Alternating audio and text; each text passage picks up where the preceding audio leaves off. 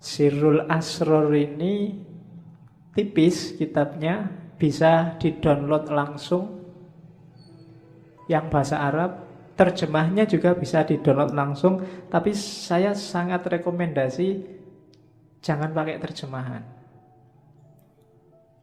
Terjemahan saya lihat online itu ada beberapa kelihatannya pakai bahasa Melayu Malaysia. Bukan urusan bahasanya, cuma urutan apanya ya, cara menerjemahkannya agak bulat, susah dipahami. Mending langsung bahasa Arabnya bagi yang ngerti bahasa Arab. Atau yang pingin terjemahannya, beli terjemahan yang resmi. Biasanya yang dicetak jadi buku dan dijual bebas, itu lebih tertib. Karena banyak yang menerjemahkan sendiri, tidak karu-karuan terus diupload. Kalau ingin ngerti aslinya ya memang dari Arabnya. Kitab itu tipis, babnya ada 24. Di awal Syekh Abdul Qadir Jailani bilang kitab ini untuk murid-murid pemula. Jadi orang-orang pemula yang mau masuk ke dunia tasawuf. Babnya ada 24. Alasannya kalimat syahadat la ilaha illallah Muhammadur Rasulullah itu hurufnya ada 24. Dan 1 jam sehari juga ada 24 jam. Jadi saya akan nulis 24 bab dalam kitab yang nanti diberi judul Sirrul Asror. Ya malam ini kita cuplik beberapa, tidak semua ya. Kalau semuanya nggak mungkin. Saya ambil beberapa sesuai tema kita tentang ibadah. Jadi yang nanti hampir semua penjelasannya tentang ibadah nanti double 2. Ada ibadah lahir, ada ibadah batin.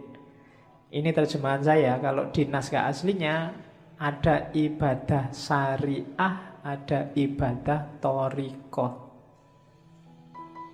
Dan saya tidak akan jelaskan yang ibadah syariah, kalian pasti sudah ngerti semua. Kita fokus ke yang ibadah batinnya, meskipun dua-duanya saling terkait. Nanti kita lihat dasar-dasarnya, kemudian kita lihat praksis ibadahnya. Oke, bismillah, dimulai.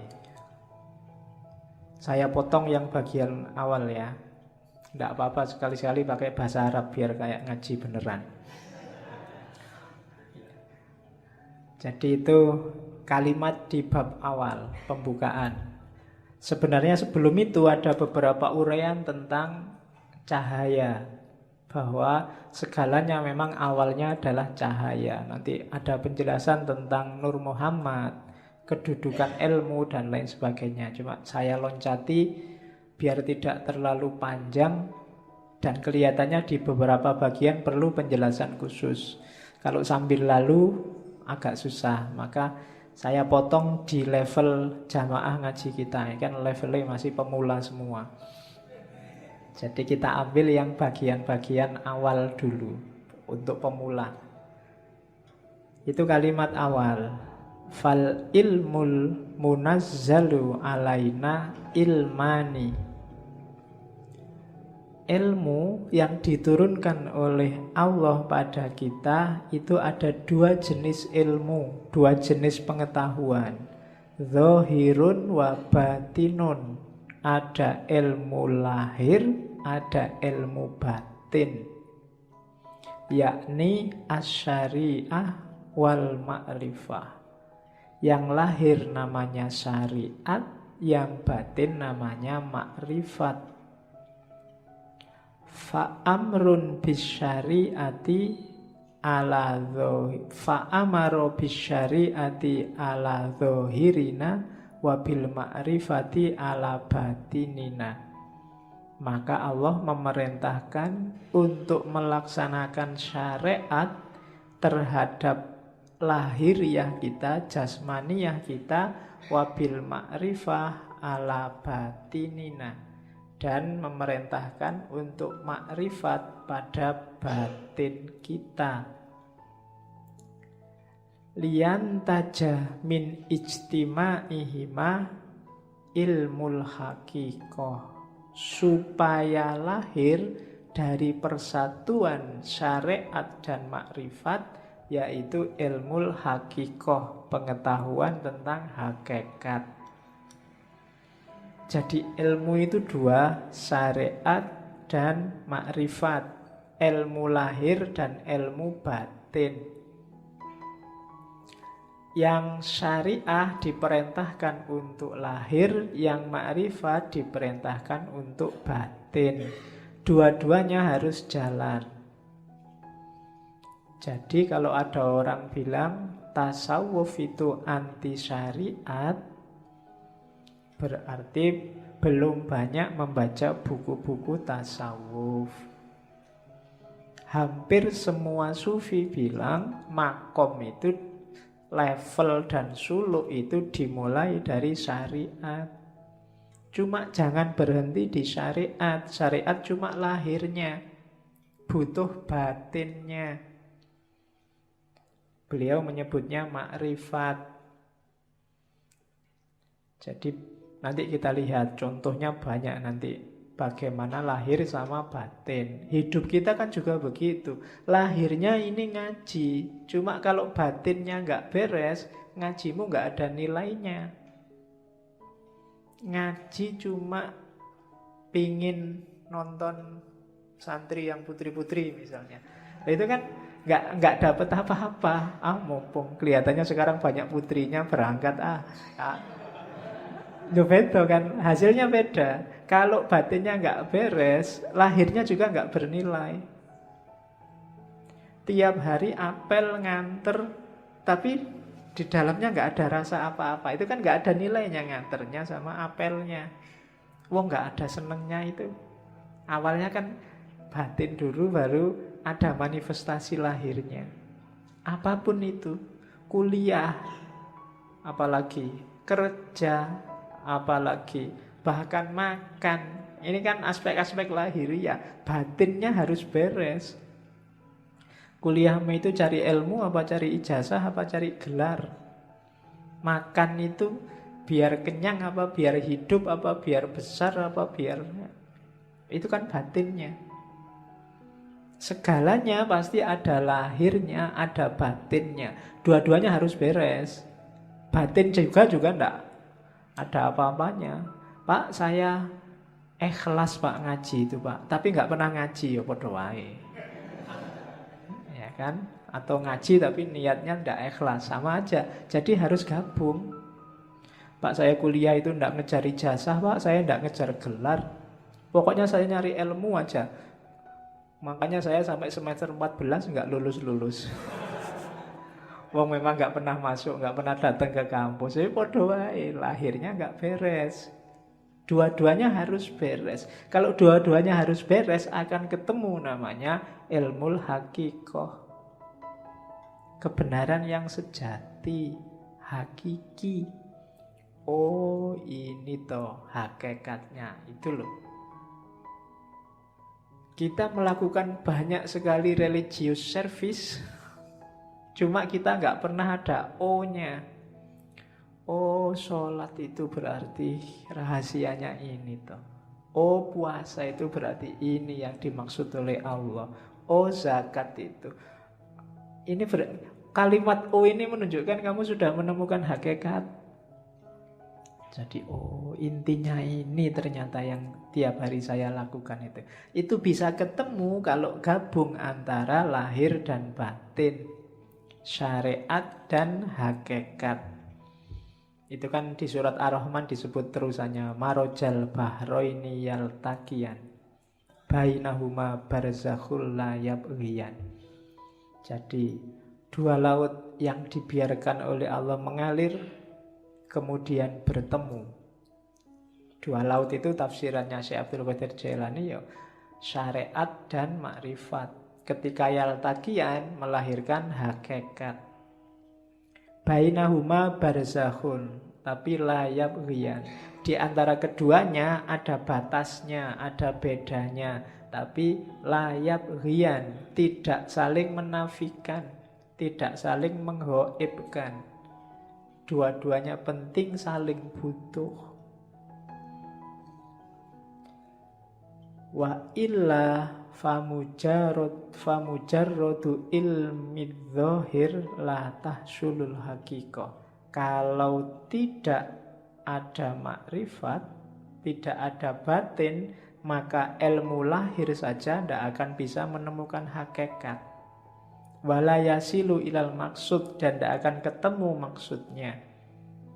Wal ibadatu, dan ibadah itu, wal ibadatu al-kamilatu, yang sempurna, bihima, berdasarkan keduanya. La biwahidihima, tidak karena salah satunya. Jadi harus ada dua-duanya. Wa ma khalaqtul jinna wal insa liya'budun, dan tidak aku ciptakan jin dan manusia kecuali untuk menyembahku. Tafsirnya si Abdul Qadir Jailani, liya'buduna itu ai sekaligus liya'rifuni, supaya kenal aku, supaya makrifat. Jadi ya'bud itu ibadah zahir, di situ terkandung liya'rifuni, supaya kenal Allah, supaya makrifat. Kenapa? Ya, faman lam ya'rifhu kaifa ya'budhu.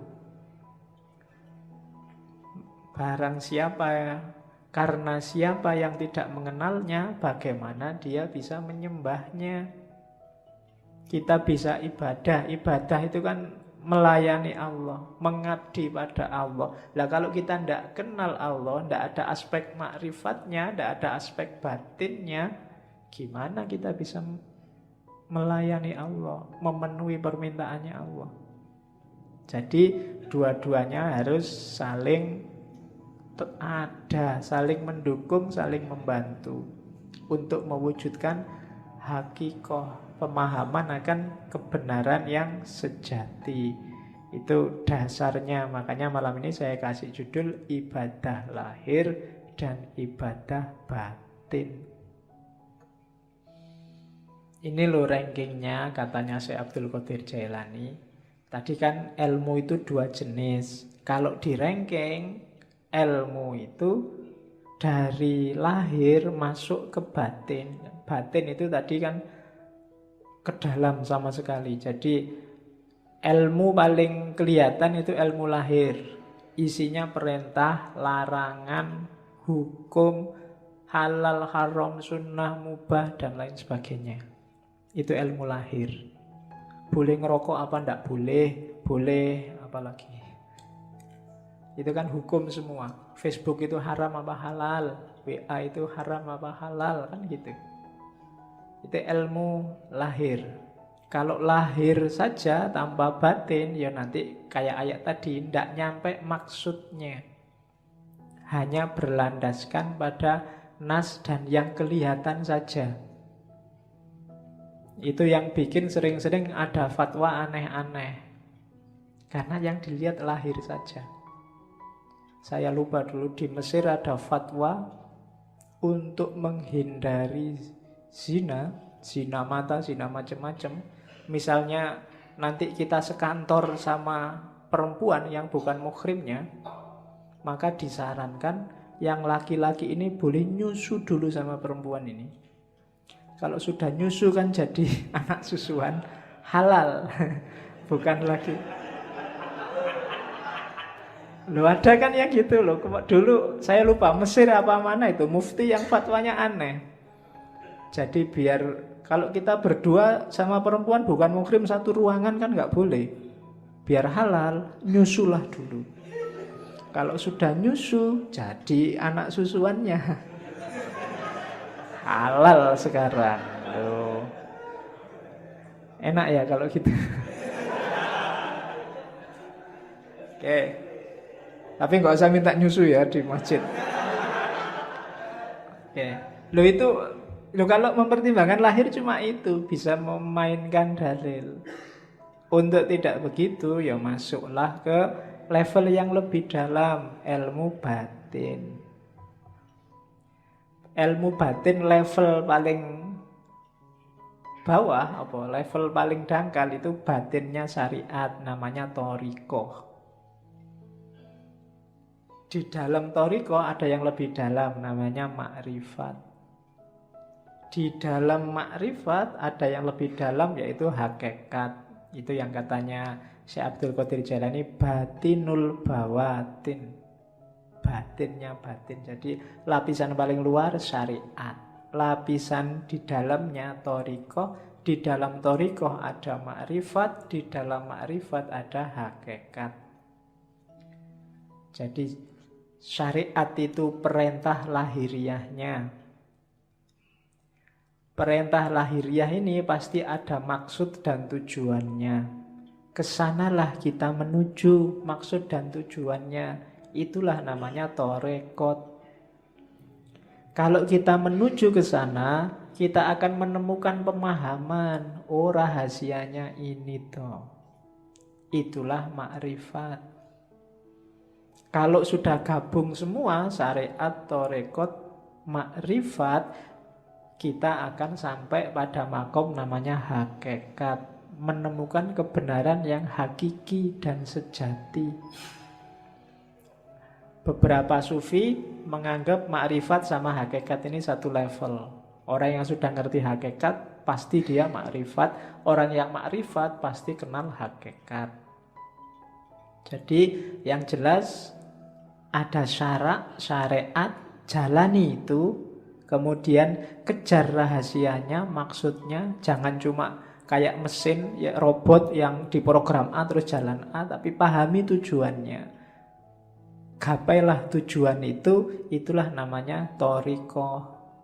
Cara menemukan tujuan dari syariat.